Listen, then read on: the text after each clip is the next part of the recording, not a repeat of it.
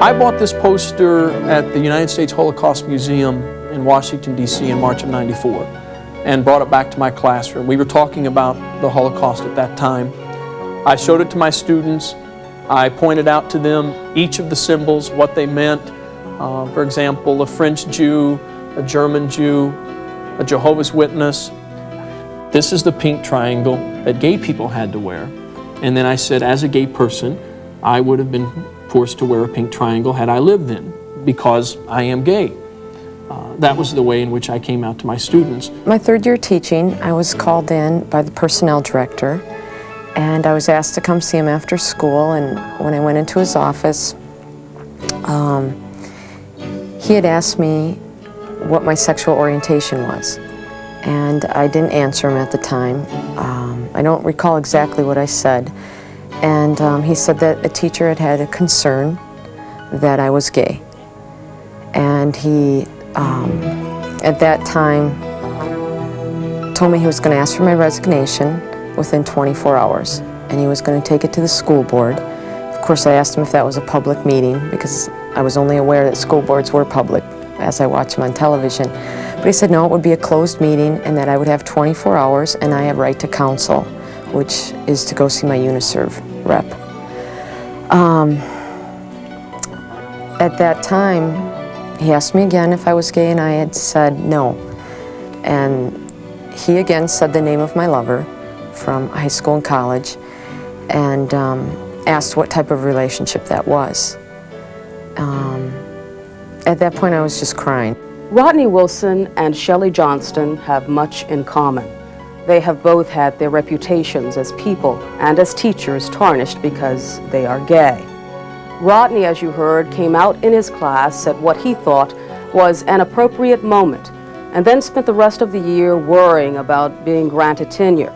Shelly went through a good deal of denial and fear because she was unprepared to confront her situation, having been forced to come out because of misleading accusations.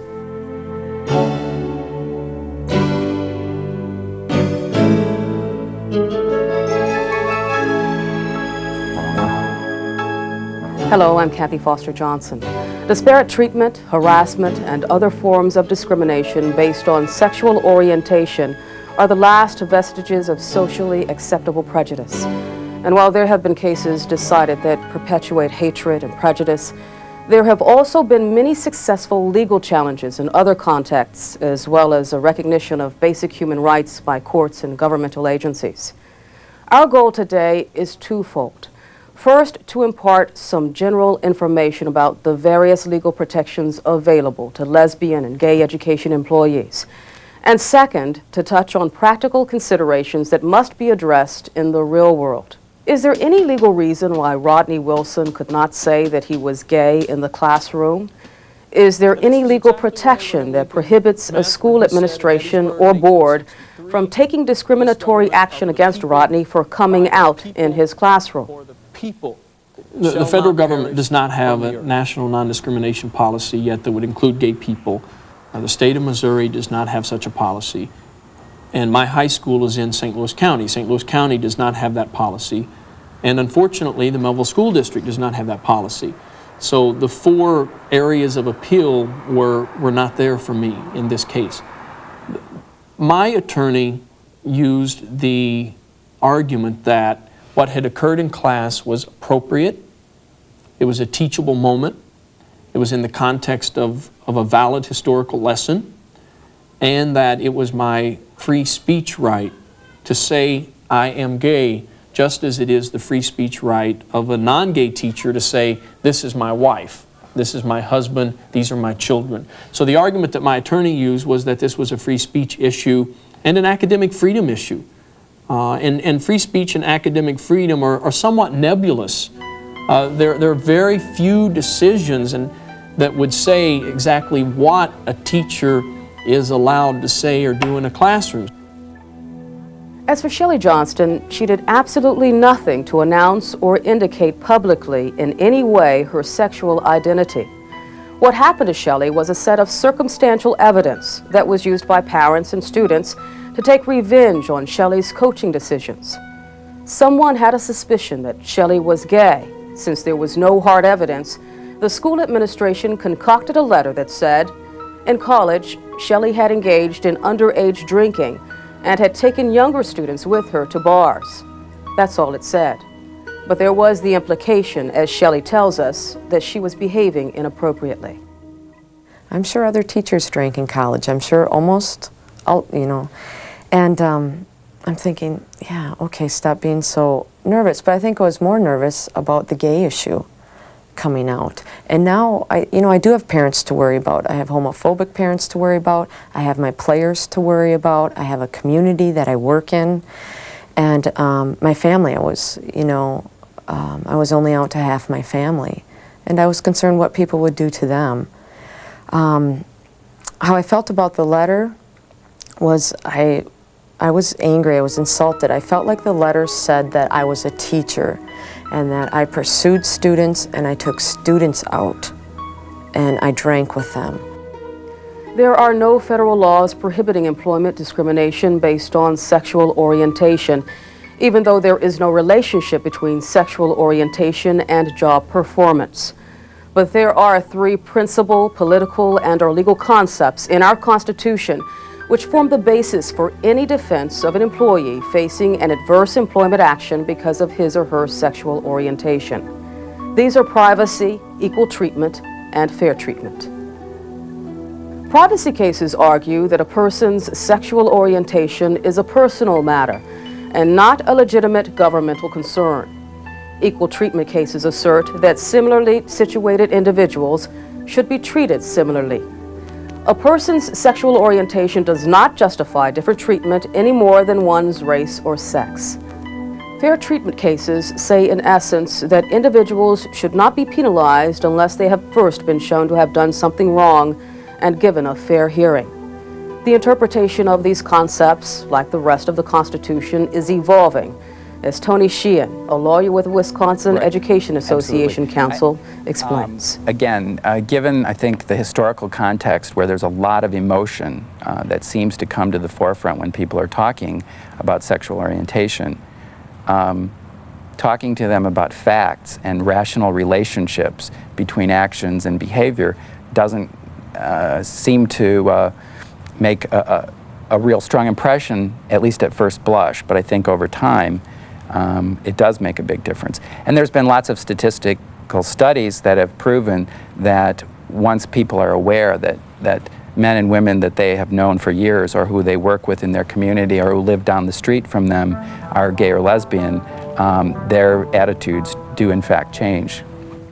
Shelly's story continues. The letter was incidental, yet caused her undue problems. She requested that this letter be removed from her file. The request was denied. Eventually, several school employees became aware of the contents of the letter. About a year and a half later, two students approached Shelly and told her they knew she was gay and knew there was a letter in her file, and related to her, they knew she was in trouble. If she didn't admit to them she was gay, they would go public. I coach basketball, and the following day was our sectional game, and that's to go to state. So my team was doing real well. As I was getting ready to go on the bus, my athletic director and special ed coordinator came in and met me in the school. And they told me at that time that they took me into an office and they were very good with me. They said, Shelly, we're really sorry to tell you this. My athletic director is a male and he started to cry, he had tears. He said, a student came in and made allegations against you. And I was like, what? And he said, yeah, we can't tell you who, but just sit down, calm down. You need to take your stuff. You're going to have to leave. I said, what about my game? I said, you can't go to your game. I said, I can't go to my game? I started crying. And they said, no, you can't. We've contacted your assistant coaches. They'll be taking over. And at that time, the athletic director said that he would ride the bus with my students. And I had balloons and just a lot of stuff to give to my players before the game, and he said that yes, he would be more than willing to take them along, and that I was to go home and they would contact me. Bruce Meredith was Shelly's lawyer. He explains what happened next. So the first thing Monday morning, I called their attorney and expressed my displeasure at what the administration had done, and suggested that this probably would not have been done to a heterosexual coach, and said that we would have to get this moving pretty quickly to get the resolution. And he agreed, and we set up an administrative hearing to determine if the allegations were true. And the district, they brought on their witnesses who were pretty pathetic and who had almost no first-hand knowledge of any of the events that were going on. And Shelly was quite articulate in her defense, and the conclusion was that there was absolutely not even enough evidence to take it to the school board, that they didn't even have a reasonable basis to believe anything went wrong. So Shelly was reinstated with full back pay. Unfortunately, what wasn't taken care of was the loss of reputation and the loss of the chance to play in a state tournament, which was very meaningful to her professional career. We lost the game. They lost by a couple points. So it was really hard. I had a really good group of seniors at that point, and you know, that was hard for them. It was their one chance to go to state. And as you know, close games like that are usually coaching. Not that my assistants did a poor job, but I'm sure it affected my players. They were upset. They wanted to know where I was and why I wasn't there. It was a big game that we had worked 2 weeks for. We knew we could beat the team. We scouted them well. We were just well prepared for the game. Neither Shelly nor Rodney lost their jobs, but there were many repercussions for them. What would be their recourse if they had lost their jobs? And are there possible federal constitutional protections? Because we're representing public employees, anytime the government takes an action that affects the rights of an individual, the constitutional protections can always be at issue. And there's been 4 types of analyses that have been applied using the United States Constitution. The right to privacy, First Amendment protections, equal protection, and due process, which are all different and distinct rights that come from the federal Constitution. There have been different cases applying those types of approaches and with varying degrees of success, and there, no surprise, has been a split in decisions in terms of judges who believe that they apply and judges who believe that they don't apply. And the right to privacy at this point has not been extended very far, and the decisions appear to say that sexual orientation shouldn't be afforded the same protection as, say, a woman's right to choose an abortion, which is the area that they tend to try to limit it to very often. They talk about family rights and rights to procreation and make a distinction. The due process and equal protection areas seem to be more successful, and I think that it's probably for those areas that we are very likely to get a Supreme Court case that will extend protections. Another NEA lawyer, Jerry Painter from Seattle, has some thoughts about this constitutional area of equal protection. And substantive due process deals with, you know, the sense of our founding fathers' order of liberty. It has to do with the past. What we have to do with now is the present, and what we're really looking at right now in the area of protection for gays and lesbians is going to be equal protection. The issue of equal protection took on new implications when voters in Colorado approved, in a 1992 statewide referendum, Amendment 2. This state constitutional amendment canceled existing local gay rights ordinances and barred enactment of any new laws or policies shielding gays and lesbians from discrimination by the state or local governments. The amendment was immediately challenged in court and invalidated by the Colorado Supreme Court on the grounds it denied gays and lesbians an equal voice in government. The case was appealed to the U.S. Supreme Court, and on May 20th, 1996, a 6-3 majority upheld the Colorado Supreme Court and struck down Amendment 2. Writing for the majority, Justice Anthony Kennedy said the Colorado Amendment identifies persons by a single trait and then denies them protection across the board. It is not within our constitutional traditions to enact laws of this sort. It is a classification of persons undertaken for its own sake, something the Equal Protection Clause does not permit.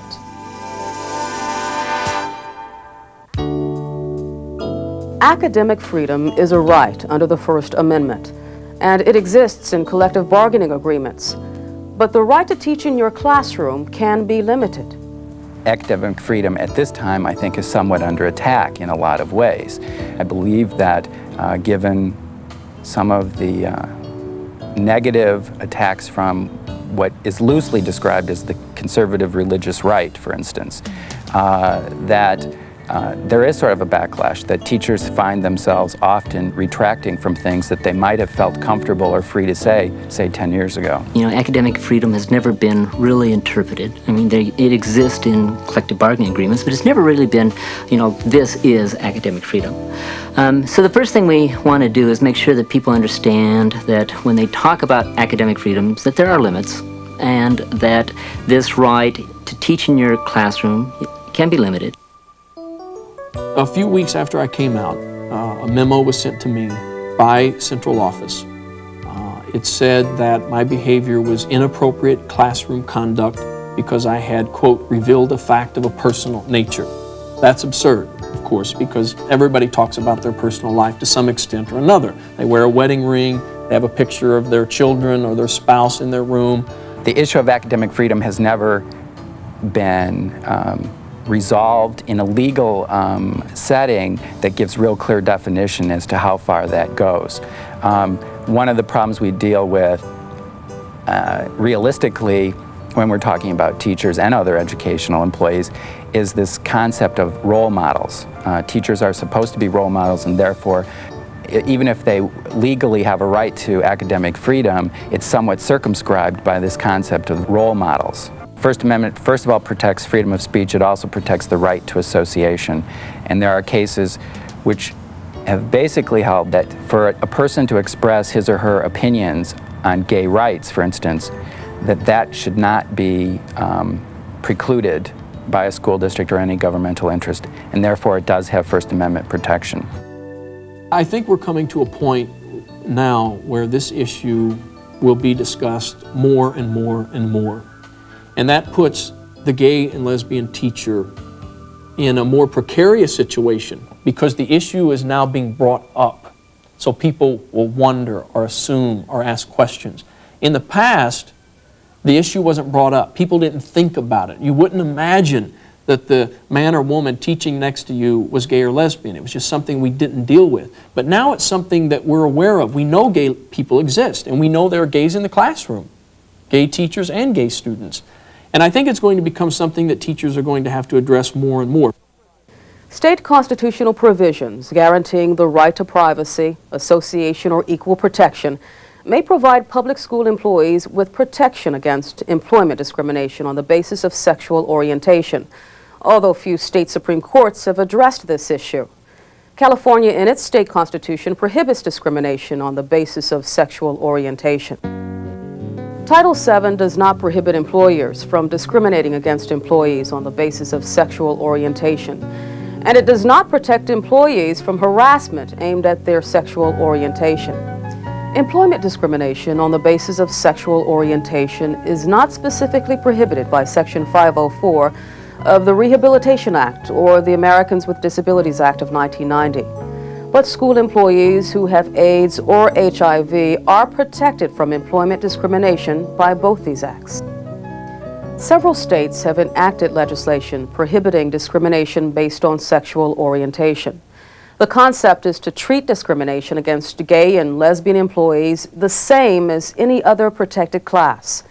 The list of states is small, but relatively stable and growing. Wisconsin and a handful of other states have specific statutory protections for both public and private sector employees. A few other states only have it for public sector employees, and the reason that distinction is made is there's a legislative determination that the government shouldn't be actively infringing on people's rights because of their sexual orientation, but they may allow private employers to do that. But the vast majority of states don't have those statutory protections. Like Wisconsin in 1982, these states have enacted laws that apply to both public and private sector employment. The District of Columbia in 1977, Massachusetts in 1989, Connecticut and Hawaii in 1991, California, New Jersey, and Vermont in 1992, and Minnesota in 1993.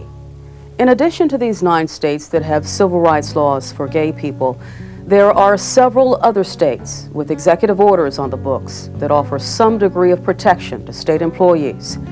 Then there are also between 85 and 100 cities or counties that have civil rights ordinances for gays, and at least 38 cities or counties that have proclamations banning discrimination in public employment. One of the good things about Wisconsin having a law that protects against discrimination and sexual orientation is it prevented Shelly from losing any pay and made sure she kept her job. But one of the things it never did was really restore her to this position she was before these allegations were made. And that's something the law can't always do. The concept of tenure law is that being gay or lesbian does not constitute a legitimate basis to fire a tenured employee. An argument can be made that private sexual activity does not constitute good cause for termination of a tenured school employee in the absence of evidence that it significantly impairs job performance. Here in Missouri, you teach 5 years successfully and you're granted tenure. So my 5th year was a year in which I did everything I could to be, as I always had, to be the best teacher I could possibly be. And I had always done that. I was determined always from the very beginning, because I knew, one, if this information came out, you have to be very, very good, or unfortunately, they're going to be more likely to have a chance to get rid of you. But a year after I had come out, the Board of Education granted me a 6th contract, a permanent contract, a tenured contract. So it worked out very well. It worked out as it should have worked out. But my attorney wasn't sure, and I consulted with her a lot over 9 months. And once their attorney sent me a letter, my attorney, provided by the Missouri NEA, sent their attorney a letter. So that right there, I think, was very good, because they knew I already had support of the MNEA and the NEA. They knew I had an attorney who would stand beside me, who was very good. And I think that perhaps was part of the reason that I was granted tenure. A tenured employee should be suspended or discharged only for a legitimate cause, and that would not include sexual orientation. This concept calls for a local unit of government to use its police power to protect gay employees. But this may be preempted in states without strong home rule powers.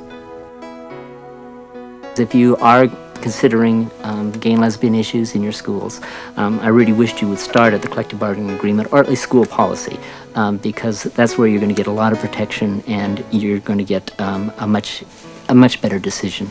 Collective bargaining agreements often include just cause requirements for discipline, suspension, and the like, as well as the use of past practice and unequal treatment concepts, and sometimes express protection for sexual orientation. Some people need to really think through why they have an obligation to represent lesbian and gay employees, even if they don't agree with them personally. They should even probably practice saying out loud the words lesbian and gay to feel comfortable. They should be able to identify who are the people in the administration who would be supportive as opposed to contrary. Fighting discrimination on the basis of sexual orientation goes way beyond the legalities of representation. Any claim of sexual orientation discrimination can result in the employee's personal and professional life being subjected to scrutiny and public attention. Responses will be drawn from co-workers, parents, students, community members, and the media. Many of these responses will be negative or hostile. After I was rescinded of the charges, it was really hard. I felt at that time I was not comfortable with it. I went back and I coached the next year, and I felt I was having anxiety attacks. It was hard for me to walk into the high school because I never knew, and I was concerned about the new players, and personally I went through a lot. I can't even explain how much, but I did my job and I coached another year because I felt I was not going to have one player's parents, because of their hatred for homosexuality, put me out of my job and what I do for the kids. But it was hard. it was just a defamation of my character. I couldn't disprove it. I couldn't, you know, it was always going to be there. And it wasn't just, I don't know, it was difficult. I would say to gay and lesbian teachers that fear is a terrible thing. And we have to, in this life, somehow emancipate ourselves from fear, whatever it may be. For the gay and lesbian teacher, the fear is telling a secret that had never been told, saying something you had never said, being known to be gay or lesbian by people who did not know it before, risking student negative reaction, risking a negative reaction from administration. However, I think in the process of overcoming fear, each of these risks is acceptable.